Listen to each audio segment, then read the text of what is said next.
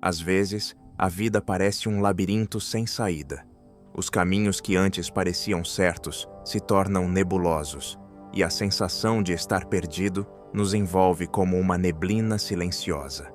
Nesses momentos, quando até o próprio porquê das coisas desaparece, nos perguntamos: e se Buda estivesse aqui ao meu lado? O que ele diria? O que ele me ensinaria para atravessar esse momento? Esse vídeo é um convite para uma jornada interior. Vamos explorar 10 ensinamentos autênticos do budismo que podem oferecer clareza, alívio e direção quando tudo parece confuso. Número 1. O sofrimento existe, mas não é o fim. Buda Shakyamuni dizia: o sofrimento existe. O sofrimento tem uma causa. O sofrimento pode cessar. Essa frase resume de maneira simples o coração dos ensinamentos do Buda. As 3 nobres verdades, que na verdade são 4, quando incluímos o chamado caminho, como veremos mais adiante.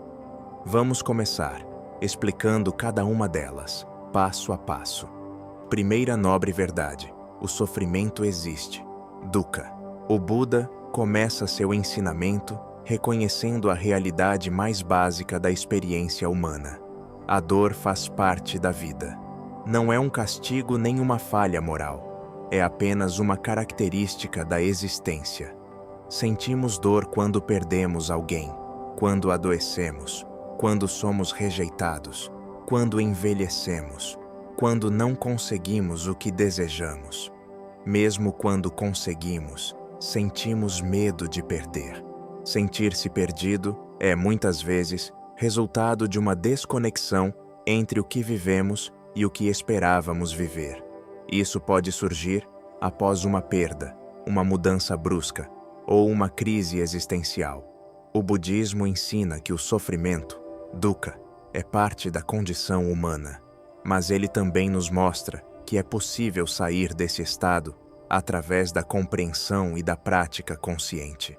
As pessoas, muitas vezes, tentam negar o sofrimento. Elas dizem: vai passar ou temos que ser fortes. Mas antes de transformar, é preciso aceitar. Aceitar não significa se resignar, mas olhar com lucidez. E é isso que o Buda propõe: encarar a dor sem disfarce. Segunda nobre verdade: o sofrimento tem uma causa. Essa causa, segundo o Buda, é o apego. Não apenas o apego a coisas e pessoas, mas o apego às ideias, ao controle, às expectativas. Quando querem que tudo seja do seu jeito, quando resistem às mudanças naturais da vida, eles sofrem. Pessoas criam um eu ideal, uma carreira ideal, um relacionamento perfeito, e sofrem porque a realidade não acompanha suas fantasias. Elas vivem numa tensão constante entre o que é e o que acham que deveria ser. Pense, por exemplo, no fim de um relacionamento. Um divórcio pode abalar profundamente a autoestima e o senso de identidade. Nesses momentos, o sofrimento tende a ser ampliado por pensamentos repetitivos, culpa ou apego ao passado. Refletir sobre os ensinamentos budistas ou aderir a alguma prática de presença não apagam automaticamente essa dor, mas ajudam a criar um espaço de compreensão e acolhimento interior, permitindo que a pessoa aceite o que passou e redirecione sua energia para recomeçar com mais consciência. Terceira nobre verdade: o sofrimento pode cessar. O sofrimento não é eterno. Ao compreender as causas, é possível soltá-las. Assim como um nó se desfaz quando se entende como foi amarrado, a mente se liberta quando compreende o apego. É possível viver com mais leveza, com menos cobrança, menos luta contra a realidade. É possível aceitar o presente sem se render ao desespero. O próprio Buda experimentou isso e deixou um caminho. Quando compreendemos que o sofrimento pode cessar, abrimos espaço para a transformação interior. Mas essa compreensão não é apenas intelectual, ela precisa ser vivida, sentida, atravessada com coragem. É por isso que muitos dos ensinamentos de Buda chegaram até nós em forma de parábolas. Histórias simples, mas profundamente simbólicas, que tocam verdades universais da existência. Uma dessas parábolas fala de uma mãe dilacerada pela dor da perda, que encontrou, não um milagre, mas um despertar silencioso. Essa é a história de Kisa Gotami e a semente de mostarda. Certa vez, uma mulher chamada Kisa Gotami perdeu seu único filho ainda bebê. Desesperada, foi até o Buda pedindo ajuda para trazê-lo de volta à vida. O Buda respondeu: "Traga-me uma semente de mostarda de uma casa onde nunca tenha havido morte, e eu farei isso por você." A mulher saiu batendo de porta em porta. Em todas as casas, escutava histórias de perda, de morte, de dor. Depois de visitar dezenas de casas, ela percebeu que a dor dela não era a única, era humana. Ela voltou ao Buda, não com a semente, mas com o coração transformado. O sofrimento dela não havia sumido, mas agora tinha espaço para compaixão. Esse pequeno conto budista é mais do que um relato comovente. É um lembrete profundo da natureza transitória da vida. Ela nos ensina que a dor da perda não é um castigo pessoal, mas uma experiência compartilhada por todos os seres. Ao reconhecer que a morte faz parte do ciclo natural da existência, começamos a dissolver o sentimento de isolamento que a dor costuma trazer. Essa compreensão não apaga a tristeza, mas transforma o sofrimento em compaixão, por nós mesmos e pelos outros. A impermanência deixa de ser uma ameaça e se torna uma chave para a liberdade. Aceitar essa realidade nos permite viver com mais leveza, gratidão e presença, mesmo em meio às incertezas da vida. Número 2. O caminho do meio. Siddhartha Gautama dizia: "Evite os extremos. O caminho da sabedoria está no meio." Buda ensinou que o caminho do meio é o equilíbrio entre a autoindulgência e a autonegação. Quando estamos perdidos, tendemos a buscar respostas rápidas ou nos entregamos ao desespero. Nenhum dos dois ajuda. A chave está na serenidade da observação e da compaixão consigo mesmo. Terceiro ensinamento: Mindfulness, atenção plena no agora. Quando estiver caminhando, apenas caminhe. Quando estiver comendo, apenas coma. O mestre zen vietnamita Thich Nhat Hanh, um dos maiores divulgadores contemporâneos do budismo, ensina que a atenção plena é um antídoto para a confusão mental. Estar perdido muitas vezes significa estar preso entre o passado e o futuro. Mindfulness nos ancora no presente. Uma forma simples de começar a treinar a mente no agora é realizar as atividades do dia a dia com mais atenção. Por exemplo, ao tomar banho, perceba a temperatura da água tocando o seu corpo. Sinta o cheiro do sabonete. Ouça o som da água caindo. Esse tipo de atenção, ainda que pareça pequena, começa a disciplinar a mente e a trazer você de volta para o momento presente. Quarto ensinamento: a impermanência é sua aliada. Tudo o que surge cessa. Nada é fixo. Nem mesmo a confusão, a tristeza ou o sentimento de estar perdido. O Buda ensinava que tudo no universo está em constante movimento, como as nuvens no céu ou as estações do ano. A impermanência não é algo a temer, mas sim a reconhecer como parte da vida.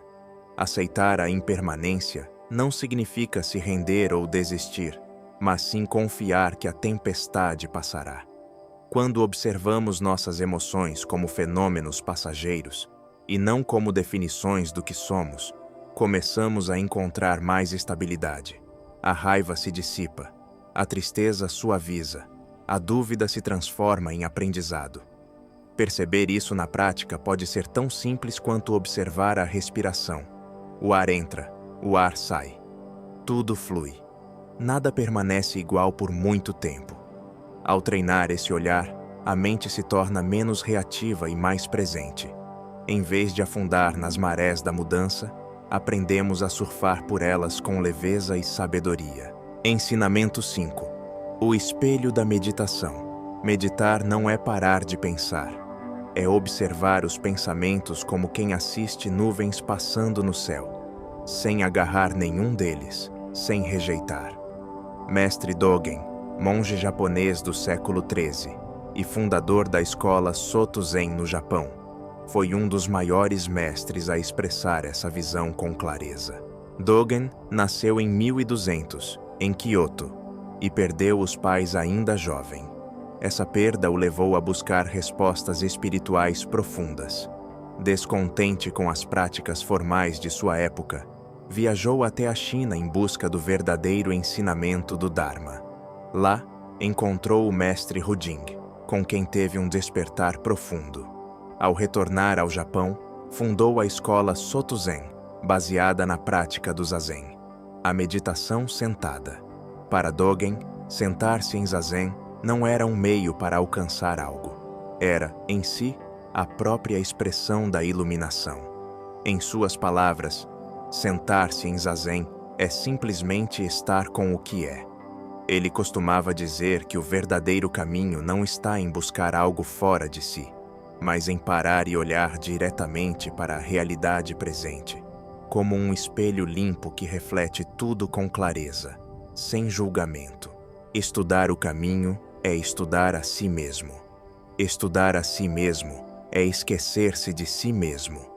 Esquecer-se de si mesmo é ser iluminado por todas as coisas. Essa frase expressa o coração do ensinamento de Dogen. Quando nos sentamos em silêncio, começamos a ver como os pensamentos vêm e vão. Não precisamos lutar contra eles, nem segui-los. Basta sentar e olhar. Aos poucos, esse olhar vai se tornando mais estável, mais gentil, mais lúcido. Quando estamos perdidos, a meditação pode se tornar esse espelho silencioso que reflete a confusão sem ampliá-la. Só assim conseguimos ver, com clareza, o que está ali e o que pode, suavemente, ser deixado ir. Ensinamento 6. Caminhar com propósito. Sua tarefa é descobrir seu trabalho e então dedicar-se a ele de todo o coração. No budismo, o conceito de caminho vai muito além de uma trajetória física. Ele representa o movimento contínuo da mente, do corpo e da consciência em direção ao despertar. Buda chamou esse caminho de nobre caminho óctuplo, um conjunto de orientações práticas e éticas que ajudam a sair do sofrimento e a cultivar uma vida mais plena, lúcida e compassiva. Caminhar com propósito, portanto, não significa saber exatamente para onde ir, mas sim como caminhar. É escolher a intenção por trás de cada passo, é colocar consciência nas ações, é cultivar discernimento mesmo em tempos de incerteza. Em vez de vagar em círculos mentais, a pessoa que caminha com propósito se reconecta com seus valores mais profundos e encontra, mesmo nas pequenas escolhas, um sentido renovado. Entre os benefícios dessa postura estão mais clareza na tomada de decisões, menos impulsividade, maior alinhamento entre pensamento, palavra e ação. A vida deixa de ser apenas uma sequência de tarefas e começa a se tornar uma jornada de sentido. Uma imagem tradicional budista usada para ilustrar esse ensinamento é a de um monge andando lentamente, com plena atenção ao toque dos pés no chão, ao vento no rosto, ao som ao redor. Esse caminhar consciente, conhecido como meditação andando, mostra que o propósito não está no destino, mas na qualidade da presença em cada passo. Se você está se sentindo perdido, talvez não precise encontrar um novo lugar, mas apenas um novo jeito de caminhar. Há uma antiga parábola budista que nos convida a olhar com mais clareza para o que de fato nos move. A parábola da carruagem. Certa vez, o sábio Nagasena foi questionado pelo rei Milinda. Quem é você, realmente? É o corpo, a mente, a alma? Nagasena respondeu: Ó rei, quando você veio até aqui, veio em uma carruagem. Mas diga-me, a carruagem é o eixo, as rodas, o assento ou os arreios? O rei refletiu e disse: Nenhuma dessas partes sozinha é a carruagem, mas juntas elas formam o que chamamos de carruagem. Então Nagasena concluiu: Da mesma forma, aquilo que chamamos de eu ou caminho não é algo fixo. É uma composição de elementos em constante mudança. Reconhecer isso nos ajuda a abandonar o apego às ideias rígidas de identidade e direção. Caminhar com propósito, no budismo, é saber que não há um destino final imutável. Há apenas o agora, sendo vivido com atenção e compaixão. Essa história nos lembra que o caminho não é algo externo que seguimos mecanicamente, mas uma construção viva feita de escolhas conscientes. Ao entender isso, encontramos liberdade, até mesmo nos momentos de dúvida e recomeço. Sétimo ensinamento: a sabedoria das pequenas coisas. Em tempos de confusão e excesso, retornar ao simples pode ser o gesto mais sábio. O budismo valoriza profundamente a prática da atenção plena nas pequenas ações do cotidiano, não como fuga, mas como caminho de reconexão com o real.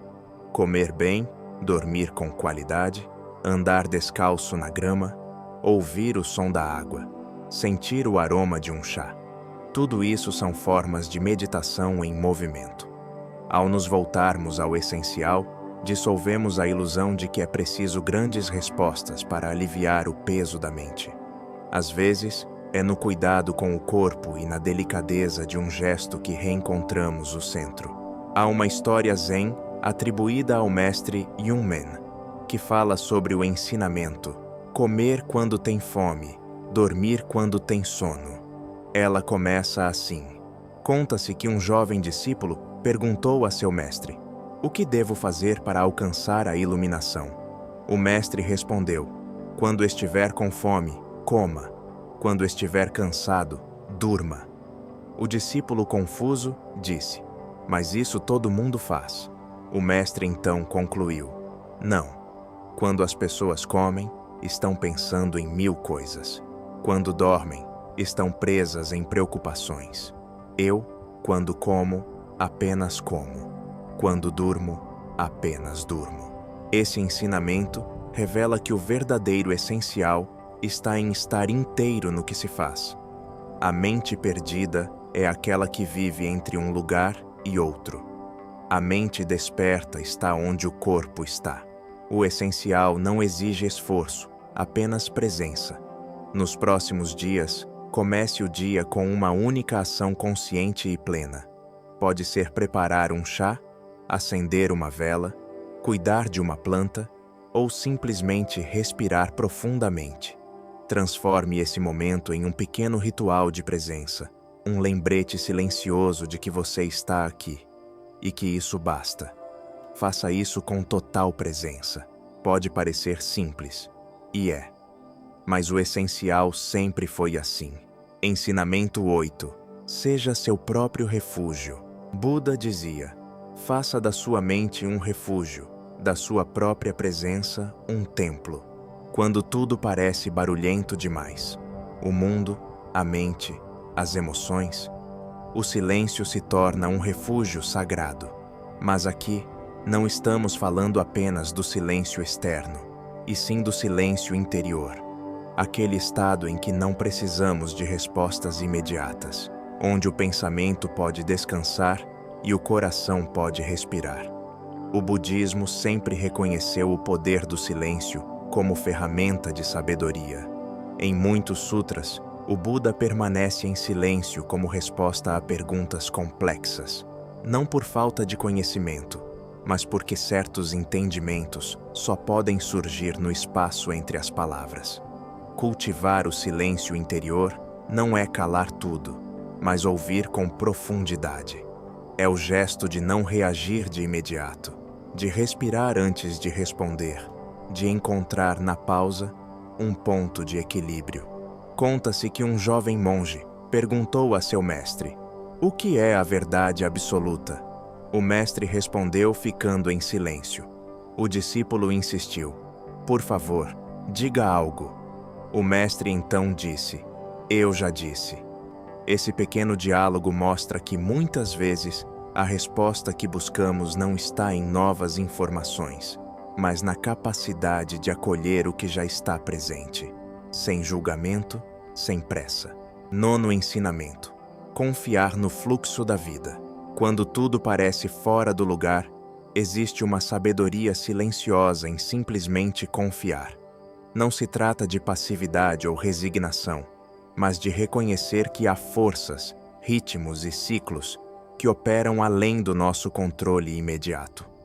O budismo fala da interdependência de todos os fenômenos. Nada existe isoladamente, tudo está conectado. Assim como um rio contorna obstáculos sem perder o rumo, nós também podemos aprender a seguir o fluxo da vida com mais leveza. Isso exige soltar o controle rígido, aceitar a impermanência e confiar que, mesmo quando não vemos o caminho completo, ele ainda está lá, sob nossos pés. Conta-se que Buda, ao ver um rio pela primeira vez após o despertar, teria dito a seus discípulos: vejam o Dharma no rio. Ele flui sem cessar, se adapta ao terreno, contorna pedras, não força a passagem e ainda assim nunca para. Essa imagem nos convida a viver com mais confiança. Não precisamos entender tudo agora. Basta respirar, dar o próximo passo e deixar que a vida nos mostre, com o tempo, para onde ela quer nos levar. 10º e último ensinamento: você já está no caminho. Talvez o maior ensinamento de todos seja este. Mesmo quando você se sente perdido, você já está trilhando o caminho. A dúvida, o medo, o silêncio, os tropeços, tudo isso também faz parte da jornada. O próprio Buda atravessou anos de busca, dúvida e desconforto antes de despertar. No budismo, não existe um lugar mágico onde tudo se resolve, mas sim um cultivo diário de presença, consciência e compaixão. A iluminação não é um destino longínquo, mas um modo de caminhar com honestidade, mesmo na escuridão. Disse que ao final de sua vida, Buda ofereceu essas palavras aos seus discípulos: sejam uma luz para si mesmos, confiem na sua própria experiência. Essa é a chave final: voltar-se para dentro e perceber que tudo o que é essencial já está em você. O caminho não começa amanhã, ele já começou. Se você chegou até aqui, lembre-se: sentir-se perdido é apenas um ponto no mapa, não o fim da estrada. A sabedoria budista não promete atalhos, mas oferece luz para que você caminhe com os próprios pés. Que essa jornada o ajude a reencontrar não um caminho externo, mas o centro silencioso onde tudo faz sentido. Grato por estar aqui.